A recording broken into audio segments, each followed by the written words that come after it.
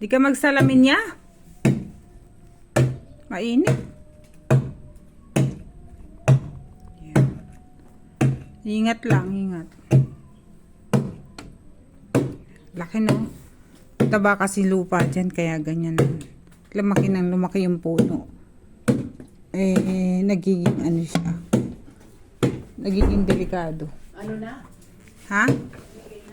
Oh, na ano na ni Kuya. Kuya pa. Galing to. Nasa ilalim na pala. Oo. Mag-empty na sa loob yan eh. Ano na pala siya eh? Oh, kasi baka pamahayan lang ng mga ano yan. Ng mga marites sa loob. Maraming salamat sa binigay mong gulay sa amin. Oo, yung mga gulay-gulay. Lakas. Bayaran mo na itong worker natin, ha? Uy. Sira na pala yung ano. Sira na yung loob niyan. Kaya nakakatakot kung pamahayan lang din siya ng ano. Ng mga... Pwedeng gawing uling yan? Ayun o, pwedeng itanim yun o. Yung ano na yun. Yung...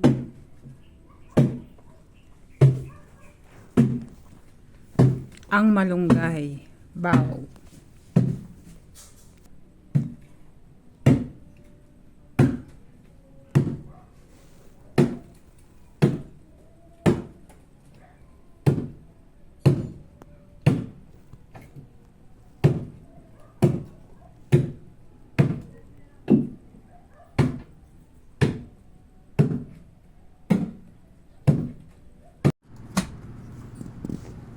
Ano yan?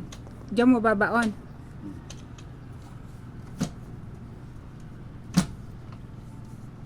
Hukay natin yung yamastita dyan.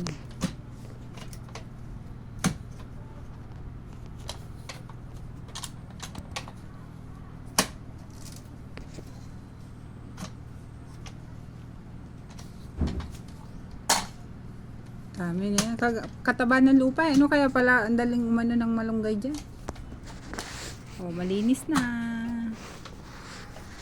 Wala na yung puno ng malunggay. Dito na ikakabit yung sampayan.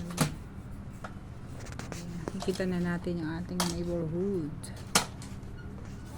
Hi! Ayos na ni Kuya. Alright. Kailangan mo tulong ka? Ayan po yung pinakamalupit. Si Daddy O. O, diba? Kate, tingnan mo si Daddy O. Oo, 500 daw yan. Malunggay. Lupit niyan. Oh. Okay ka ba dyan? Ha? Tubig. Tubig daw, Teng. Takbo. Uuwi na. Tumala ka. Ayaw na to. Ay, napagod. Buti pang di ko na pinuri eh. Yan ang istorya ng malunggay after 33 years. Yan. Nabuwal na rin siya. Matagal din ang panahon kasi halos kaidaran lang ni Kate tong malunggay na to. Ayan. Dito siya sa harap ng bahay ni ate. Diba? Halos wala nang laman sa loob niya. Pero tutubo pa rin yan eh. Importante. Yeah.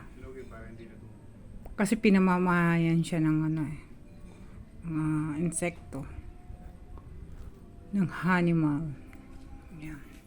Siyempre, ang nagbuwal is si Kuya ang nagbuwal ng malunggay.